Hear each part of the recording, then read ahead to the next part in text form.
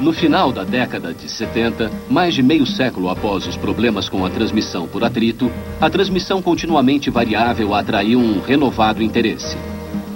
Foi na época da segunda crise do petróleo, quando o preço do produto ficou 8 vezes maior. Os setores públicos e privados fizeram um esforço conjunto para desenvolver uma CVT. Esse esforço foi liderado pela maior montadora do mundo, a General Motors. Na época, os campeões de venda da General Motors consumiam muito combustível, inclusive o luxuoso Cadillac. A maior ameaça à General Motors era a crescente popularidade dos modelos compactos japoneses, com baixo consumo de combustível. Vendíamos carros que faziam de 2 a 3 quilômetros por litro. Aí vieram os carros pequenos, muito bem feitos, e eles duram até hoje e fazem 16 quilômetros por litro. Todo mundo adora.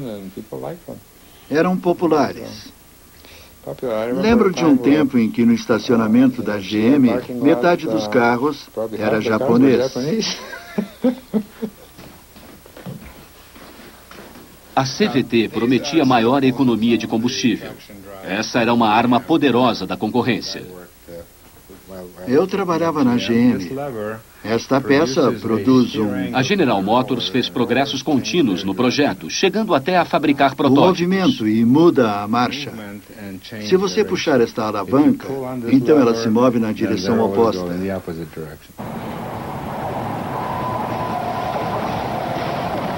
Na mesma época, uma empresa japonesa começou a desenvolver a transmissão toroidal, após ver um relatório norte-americano. A fabricante de rolamentos NSK. Em abril de 1978, um jovem engenheiro foi escolhido entre 7.000 funcionários para dirigir o projeto de criação da primeira CVT toroidal que tivesse aplicação real.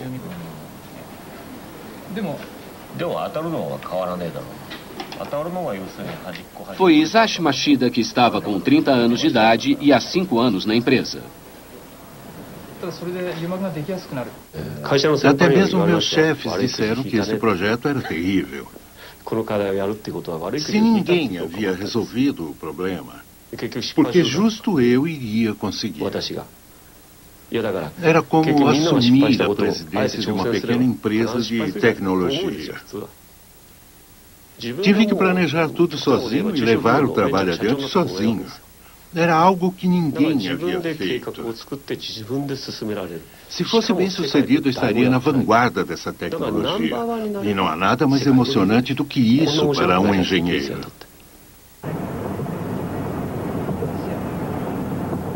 Em 1981, Mashida precisava de um avanço real.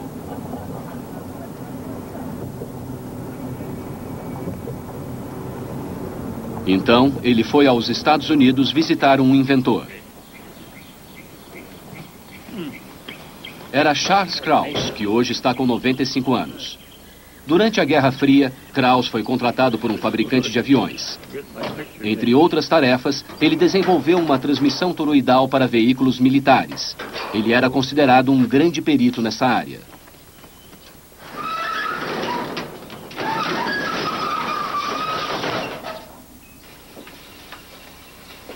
Foi o grande conhecimento tecnológico de Krauss que atraiu o interesse de Mashida. Isso lhe traz alguma lembrança? Com certeza. Foi há muito tempo.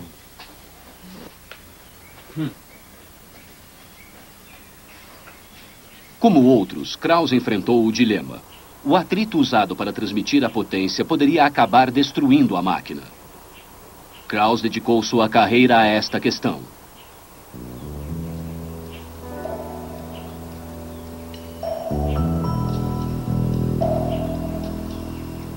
Este é um protótipo desenvolvido por Mashida e Krauss 1 ano após a visita de Mashida aos Estados Unidos.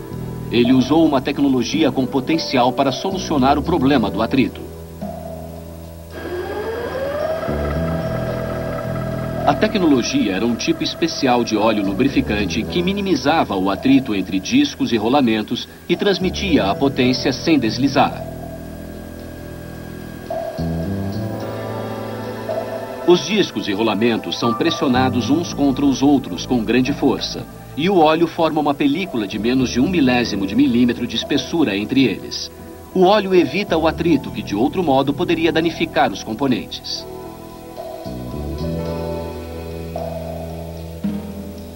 Ao mesmo tempo, o óleo tem uma propriedade especial que o solidifica quando sujeito a alta pressão. Isso permite ao óleo transmitir potência entre os discos e rolamentos. Aqui, o óleo está se solidificando. Quando a pressão é retirada, o óleo novamente se liquefaz.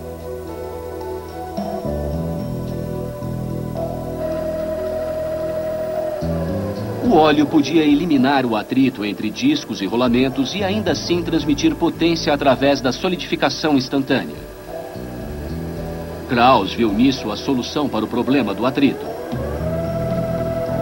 No outono de 1982, um carro compacto equipado com o protótipo foi testado no Texas.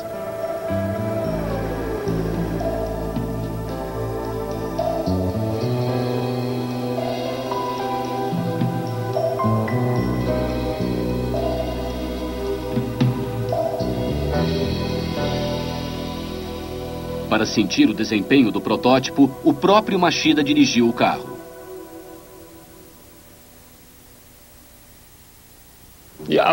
Primeiro, fiquei muito emocionado ao ver que o carro, na realidade, podia se mover.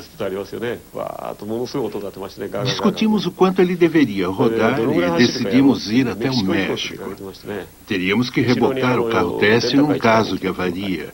Por isso, alugamos um carro maior e ele foi atrás do carro-teste. Chegamos até Laredo, na fronteira com o México.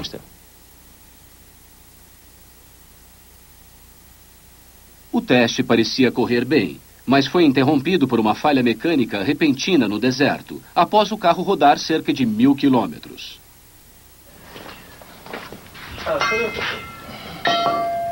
Os discos que transmitiam a potência eram o problema. Na primeira vez que montamos a transmissão com as peças, o problema se apresentou. Krauss ainda tem os discos que falharam.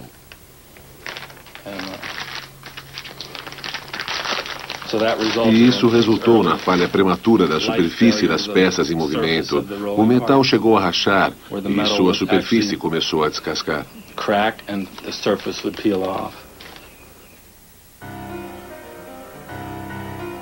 Durante o longo teste, o atrito aumentava muito a temperatura do óleo lubrificante.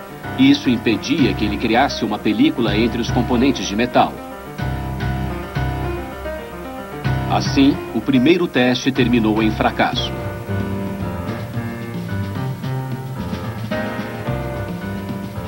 Tecnologia do novo século. Óleo. Desde a antiguidade, ele é utilizado pelo homem como lubrificante para evitar o atrito. Mas o óleo lubrificante usado para proteger uma máquina do atrito pode perder suas propriedades vitais sob altas temperaturas e em outras condições.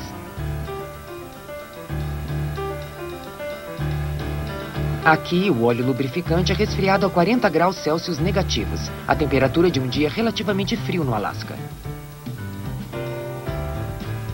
Resfriado, sua consistência é mais espessa e o óleo perde a habilidade de fluir na máquina.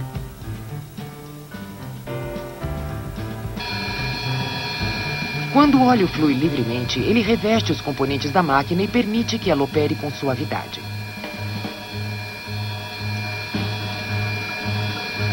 Mas quando o óleo para de fluir, logo os componentes da máquina entram em forte atrito e então ela pode emperrar.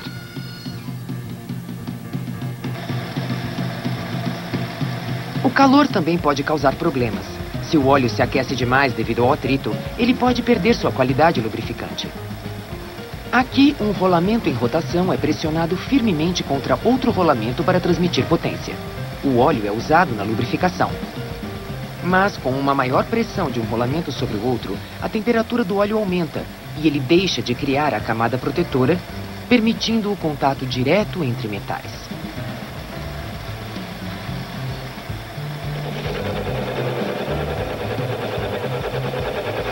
Embora o óleo esteja sendo derramado sobre os rolamentos, as superfícies são imediatamente danificadas pelo atrito. A busca por um óleo capaz de suportar altas temperaturas, altas pressões e outras condições extremas continuou durante todo o século XX.